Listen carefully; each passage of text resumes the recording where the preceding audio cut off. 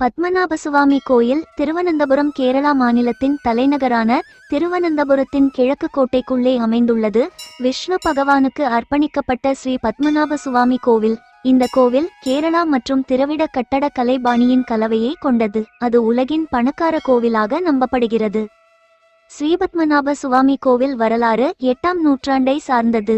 இந்தியாவின் 108 திவ்ய தேசங்களில் ஒன்றாகும். தமிழ் ஆழ்வார்களால் முனிவர்கள் பாடல்களில் குறிப்பிடப்பட்ட விஷ்ணு பகவானின் புனித தலங்களாகும் இந்த திவ்ய தேசங்கள். இந்த கோவிலின் மூலக்கடவுள் விஷ்ணு பகவான் ஆவார். அவர்கள் பாம்பனையில் அனந்த சயனத்தில் இருக்கிறார்.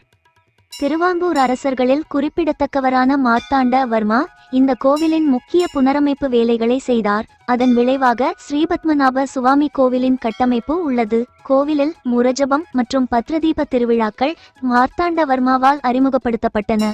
முரஜபம் என்பது தொடர்ச்சியாக பிரார்த்தனைகளை உச்சாடனம் செய்வதாகும். ஒவ்வொரு 6 ஆண்டுகளுக்கு ஒருமுறை தொடர்ந்து நடத்தப்படுகிறது. 1750இல் மார்த்தாண்ட வர்மா திருவாங்கூர் சமஸ்தானத்தை விஷ்ணு பகவானுக்கு அர்ப்பணித்தார். மார்த்தாண்ட வர்மா விஷ்ணு பகவான் சார்பாக அரச குடும்பம் நாட்டை ஆட்சி செய்யும் என்று வாக்கு கொடுத்தார். மற்றும் அவருடைய வழித்தோன்றல்களும் பத்மநாப தாசர்களாக அல்லது பத்மநாப பகவானின் சேவகர்களாக சேவையாற்றி வந்தனர். அது முதல் திருவாங்கூர் அரசர்கள் ஒவ்வொருவரின் பெயருக்கு முன்னால் பத்மநாப தாசர் என்கிற பட்டம் சேர்ந்து கொண்டது. பத்மநாப சுவாமிக்கான திருவாங்கூர் சமஸ்தானத்தின் நன்கொடை திரிப்படிதானம் என்று அறியப்படுகிறது.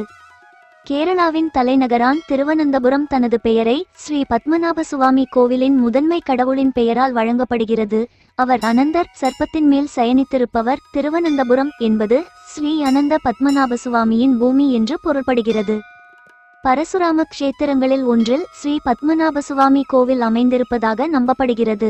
ஸ்கந்த புராணம் மற்றும் பத்மபுராணம் போன்ற நூல்களில் இதற்கான குறிப்புகள் உள்ளன. பத்ம தீர்த்தம் எனப்படும் குளத்திற்கு அருகில் இந்த கோவில் அமைந்துள்ளது. இதன் பொருள் தாமரை நீரூற்று என்பதாகும். திருவிதாங்கூர் சமஸ்தான அரச குடும்பத்தின் தலைமையில் செயல்படும் அறக்கட்டளையால் இந்த கோவில் செயல்படுகிறது. விக்கிரகம் ஸ்ரீ பத்மநாபசுவாமியின் மூல விக்கிரகம் 12,008 சால்கிராமங்களால் ஆனதாக குறிப்பிடப்படுகிறது. அவை நேபாளத்தில் உள்ள கந்தகி நதிக்கரையிலிருந்து எடுத்து வரப்பட்டவையாகும். கற்பகிரகம் அல்லது ஸ்ரீபத்மநாப சுவாமி கோவிலின் மூலஸ்தானம் ஒரு கல்மேடையில் அமைந்துள்ளது. மூல விக்கிரகம் அதன் மேல் 18 அடி நீளத்திற்கு இருக்கிறது.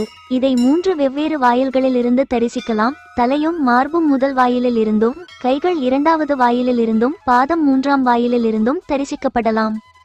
அழகியல் மற்றும் கட்டடக்கலை கோவிலின் கட்டடக்கலை அதன் கல் மற்றும் வெண்கல வேலைப்பாடுகளுடன் இருக்கிறது. கோவிலின் உள்கட்டமைப்பு அழகிய ஓவியங்கள் மற்றும் சுவரோவியங்களால் அலங்கரிக்கப்படுகிறது. அவற்றில் சில இயற்கை வடிவ அளவிற்கான சயனத்திற்கும் மகாவிஷ்ணு, நரசிம்ம சுவாமி, பாதி சிங்கம், மீதி மனித வடிவிலான மகாவிஷ்ணுவின் அவதாரம், கணபதி மற்றும் கஜலட்சுமி ஓவியங்களாகும். கோவிலின் துவஜஸ்தம்பத்தில் கொடிமரம் சுமார் 80 அடி உயரம் கொண்டது மற்றும் தங்கம் பூசப்பட்ட செப்புத்தகடுகளால் மூடப்பட்டுள்ளது. இந்த கோவில் பலிப்பீட மண்படம் மற்றும் முக மண்டபத்தின் சில சுவாரஸ்யமான கட்டமைப்பு அம்சங்களை கொண்டுள்ளது. இவை இந்து கடவுள்களின் சிலைகளால் அலங்கரிக்கப்பட்டுள்ள மண்டபங்களாகும். கவனத்தை ஈர்க்கும் மற்றொரு கட்டமைப்பு நவக்கிரக மண்டபமாகும். இதன் கூரையில் 9 கோள்களும் சித்தரிக்கப்பட்டுள்ளன. தாழ்வாரம் கோவிலின் கிழக்கு பக்கம் நீண்டுள்ள தாழ்வாரம் பரந்த தாழ்வாரமாகும். இது 365 சக்கரங்களையும் கால்பங்கு சிற்பங்களையும் கொண்டுள்ளது. கிரானைட் தூண்களில் சிற்பங்கள் அழகாக வடிவமைக்கப்பட்டுள்ளன. கிழக்கு பக்கத்தில் முதன்மை வாயிலின் கீழே தரைதளத்தில் நாடகசாலை, நாடக அரங்கம் என்று பொருள் உள்ளது. அதில் கதகளி என்னும் பாரம்பரிய நடனம் கோவிலின் வருடாந்திர 10 நாள் திருவிழாவின் போது மலையாள மாதங்களான மீனம் மற்றும் துலாம் மாதங்களில் நடத்தப்படும்.